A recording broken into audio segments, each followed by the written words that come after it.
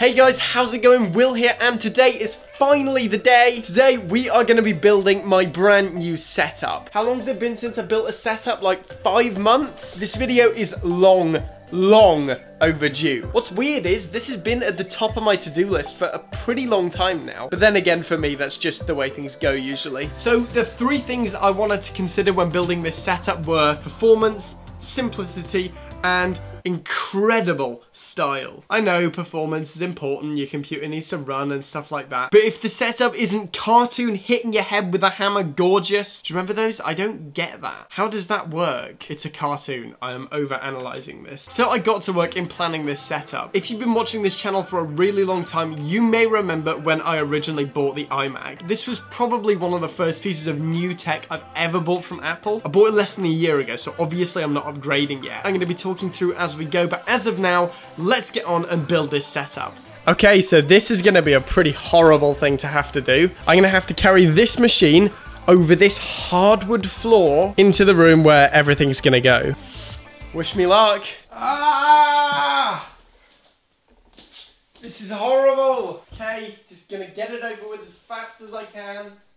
Ah! Oh! Okay. Okay, it has been safely transported from the hardwood floor to its point on this lovely oak desk. That was probably horribly shaky. I had to run with the GorillaPod in tripod mode. iMac now safe and secure on the desk. That is excellent news. Okay, so now it's time to put the rest of these accessories on the desk, starting with the Apple keyboard. It's going to be fairly easy to do. We're just going to plop that down right there.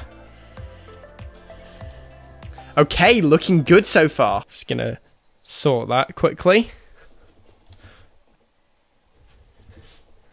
Okay, that's one of the things I just really hate about Apple keyboards. Even if they're just a little bit off center, they just look super weird. Time for the mouse. This is less weird if it's off center, because you can just slap that down. Okay, another look at the setup so far. Oh. My remote's there. Check this out. Aperture users be like, every single person who owns an Aperture light does that in their videos. I have never done that in any of my videos, but for some reason, everybody else does that. Is it just a trend, or is it like a rite of passage from upgrading from shitty fluorescent lights to a real mono light like this one? Just something I noticed. Anyway, back to the setup. Time to find a place to put the plant. And I'm not joking, with any setup, any at all, plant placement is priority. If you don't place your plant properly, and I've run out of funny things to say, I'm gonna stick it on the left so it counters the mouse. Okay, this setup is finally starting to come together. It's actually looking really good already. Now, the one side of the setup's still looking kind of bare, so I have this speaker that I mainly just use in the shower that I'm actually just gonna stick here, and I'm gonna open this up, so when we step back, you get this really nice full look. Okay, we're here. The setup has been built. Let's turn the computer on for the first time. Oh, I forgot to plug the iMac in. Okay, so the first boot, success. So now that we've got the whole thing actually plugged in, let's just go for a crazy B-roll tour of the entire setup. Then we can talk about what the individual parts do and why I chose them for this setup.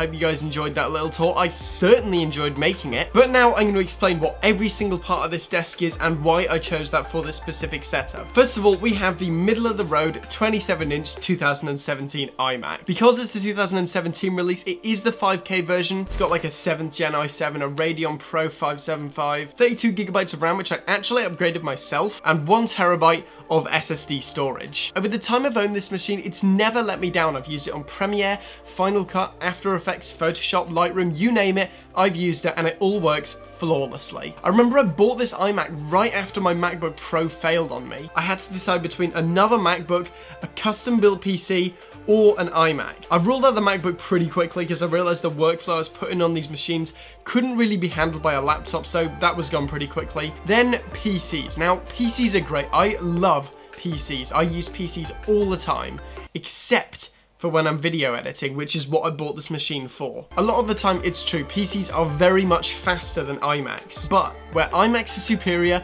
is stability. And after Premiere just crashing over and over and over, I definitely wanted a more stable experience, so I bought this machine, and I cannot speak highly enough of it. It does everything I wanted to, it does it fast enough, and it does it without crashing. Moving on to the peripherals, why on earth did I use the Magic Mouse and the Magic Keyboard? Well, couple of reasons. The first reason is battery life. Now, on both of these devices, the battery life is fantastic. They last for weeks. I really don't like charging up my peripherals, so this was definitely a plus of using these. I also, with this setup in particular, wanted to go 100% wireless, other than the cable on the iMac that I forgot to plug in, of course. I personally think that a bunch of black and white cables running all over this lovely oak desk really doesn't look that good, so I wanted to go as wireless as possible, just keep it tech and remove the wires. The Magic Keyboard, as I said before, is absolutely fantastic for editing. It's got those arrow keys. Like right now, I'm just going through my timeline with no issues. It's also a smaller keyboard. Now, those two reasons are why I use this keyboard. I love small keyboards, but I need arrow keys when I edit. I didn't bother getting the extended version with the number pad because I never use the number pad. It's more expensive, and in my opinion, small keyboards look better. Overall, I do really like this keyboard, especially when I'm editing, although I will most likely swap it out for a mech board soon. Something you guys may have noticed is the lack of real speakers on this desk. The reason for that should be pretty clear. I mean, look around me. There's my living room and there is my kitchen. It just, if I were to put speakers here, it'd be ridiculous. The whole house would be able to hear me editing. And often I do that pretty late at night, so speakers aren't really an option with this desk. And even though I didn't show them, what I'm actually gonna be using is these. These are the Mixi, the E9s. I actually did a review of them a while back.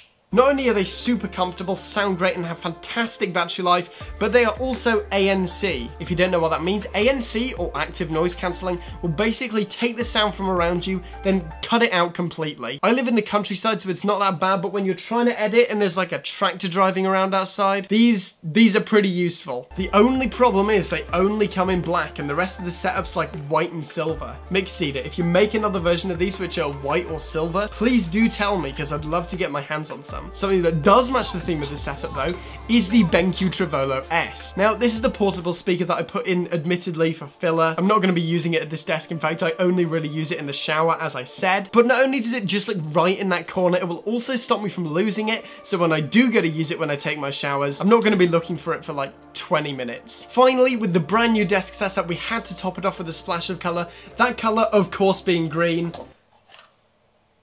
I mean, you need one. Not joking, if you live near an IKEA and you don't have one of these, go out and get one. I've had mine for almost 2 years now and I just still love it. I have had this pot plant in every single setup I've had over the past 2 years. They're just nice. They add a nice splash of color, they don't need to be watered, and they are super cheap, so I definitely don't regret picking up mine. So now we are nearing the end of the video. What do you guys think of my new setup? Actually, do let me know with a comment, but as of now, thank you so much for watching. Remember to like the video if you want to see more content like this, and smash that big red button. Again, I am trying to hit 10K in June, so every single subscription is massively appreciated. I'm done, and I will see you guys in the next video.